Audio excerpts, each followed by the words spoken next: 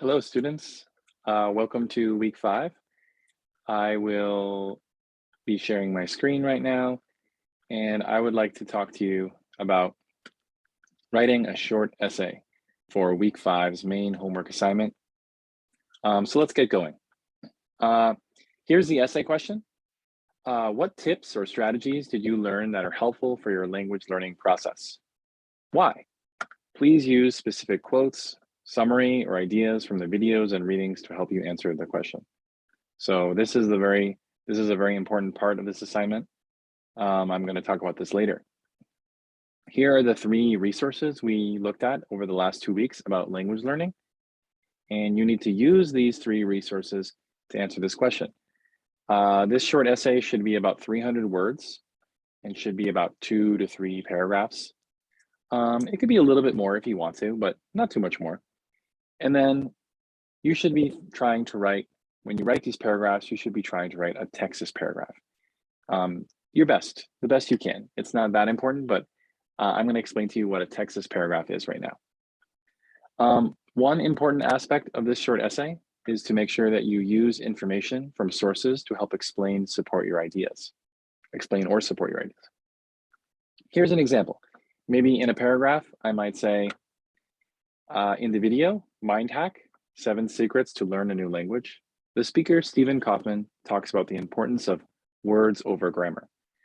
Now, just notice how I first introduce the resource, like the video or the article, and then I eventually use a quote, and I actually use quotation marks to show that I'm using a quote.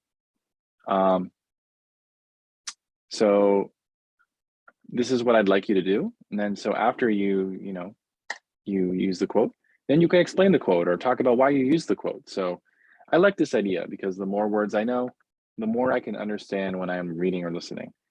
I also think that this is a good strategy for trying to learn about topics that I'm interested in. So make sure to give at least 2 sentences of analysis or discussion after a quote or other information from a resource. So this is the most important thing I want you to work on in this essay, is using a quote or specific information from a resource in your short essay. You can write a short introduction to this essay. It can be just one little paragraph. That could be one of your 3 paragraphs. When you write an introductory paragraph, it could be 3 to 4 sentences. And here's an idea is write 1 to 2 sentences to generally introduce the topic. I should add 1 sentence where you add your own opinion or argument, and 1 or 2 sentences to give like a little plan for your essay. So you can look over this little instruction of how to write an introductory paragraph. If you have any questions, everyone, you can put them in the stream, you can email me, and you could ask other students. I'm happy to answer any of your questions. Okay, in your body paragraph, or in sort of, you could have 1 or 2 of these kinds of paragraphs. I'd like you to try and write a Texas paragraph. The DLB students who were with me last cycle know about this. A Texas paragraph is where you have a topic sentence, evidence, maybe an example, analysis, and summary. Okay, what are those? What is a Texas paragraph? So a topic sentence of a paragraph is the first sentence usually, and it's a simple sentence that helps the audience, helps the reader know what your paragraph is about. It might say, your topic sentence might say, language learning is fun. And then that shows me that that paragraph is about language learning. It might say, study what you're interested in. That tells me that when you're learning a language, it's important to study what you're interested in.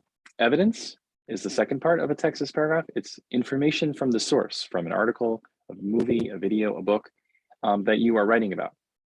In this case, you should try to use quotes or maybe some specific statistics or other information from the videos we looked at. An example is something that could be an example from the article or book, or it could be an example from your own personal experience, any kind of example. Analysis is really the one that students struggle with the most. Analysis is what you think about the evidence. It's your own ideas, your own discussion. It's what you think and how it relates to your main ideas. So your analysis is what you think about, words over grammar, or spend the time, or listen instead of speaking first in one of the videos. So really the evidence and the analysis are the most important parts of a Texas paragraph.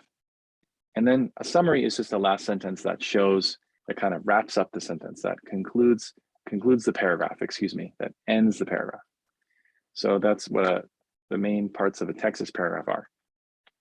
So here's an example paragraph that I've color coded from last cycle. Could everyone take a moment to look at this paragraph and then try and find the T, the E, the X, the A, the S? You could pause this video and read it and look at it and study it, and then try and find the Texas sentences. So take a moment to do that.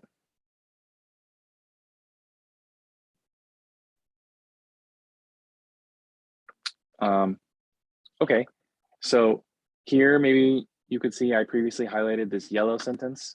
It seems like that is probably the topic sentence. And then here you can see that this brown part or orange part is the quote, right? I spend so much time studying that I don't have a chance to learn anything. This is a quote from a short essay that we read last cycle. So here's a quote. So here we see the T and the E. Now we have kind of like an example, or maybe analysis here, right? Nowadays, students go to school and have to attend lots of courses in a day. Teachers have different teaching techniques, same as students have their own way of studying. However, some people still have difficulties during class. So maybe this part right here shows me that there's a little bit of analysis there. And then this also looks like analysis. And this sentence maybe could be partially the summary. So here again is an example of a Texas paragraph. You could check this out. You could look at it. This is just one example. There are many other examples. You could Google online and search Texas paragraphs or body paragraphs to help you. Do you have to use a Texas paragraph always? No. Texas is just one idea of how to remember to write a body paragraph. Here's another one that I found online. It's called Peel. Peel is, making your point, your topic sentence. Evidence, again, having evidence. Explanation, they use the word explanation instead of analysis. And then link. A link sentence is something that helps the reader remember what your main point is in your essay, or it also might help you link your ideas to the next paragraph. So just here's another one, point, evidence, explanation, and link. So these are just ideas to help you practice writing a body paragraph, everybody. So the summary of this short lesson, everybody, yes, this is a lesson, is when you're writing a short essay, make sure to have a title for your essay. That's great. Make sure to introduce and discuss information from the resources. You can use quotes or other information. You should write a short introductory paragraph for your essay.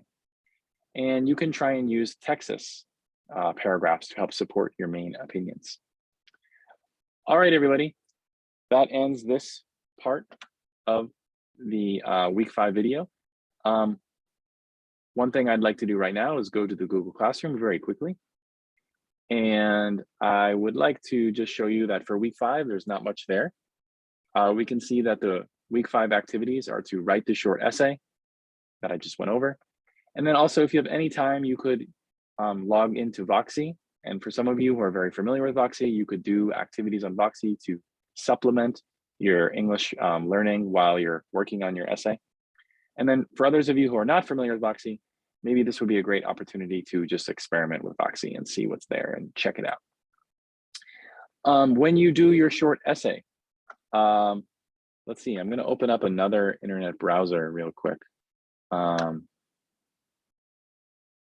Yeah, I'm going to stop sharing for 1 second. Give me 1 second here. Let's see. And I was just going to go to my Google Classroom, another Google Classroom.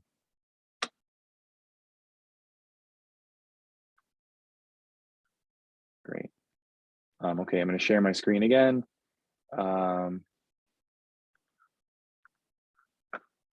Okay, and to submit your essay, everyone, you should go to the short essay 1 assignment, and you go to view assignment. And you will actually, here's the Google document. I got it.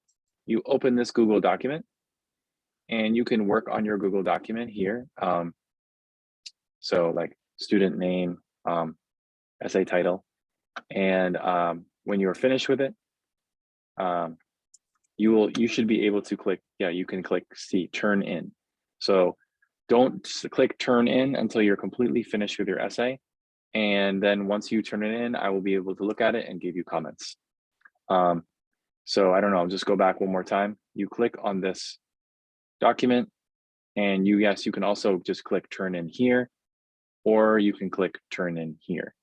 I hope that's clear. If you have any questions, don't worry about it. You could always send it to me in another time or something like this. Don't turn it in if you're not sure. Just let me know, everyone. But again, remember, you're writing just a short essay. It's only 2 to 3 paragraphs, about 300 words. Don't worry about it, everyone. We're just practicing. Please let me know if you have any questions. I wish you a great week 5. Just to let you know, the following week, we will be on vacation. So there won't be, I won't be posting the week 6 activities and assignments next weekend. We'll have a week off of that. So please let me know, everyone. And I look forward to seeing you soon. Okay, thank you.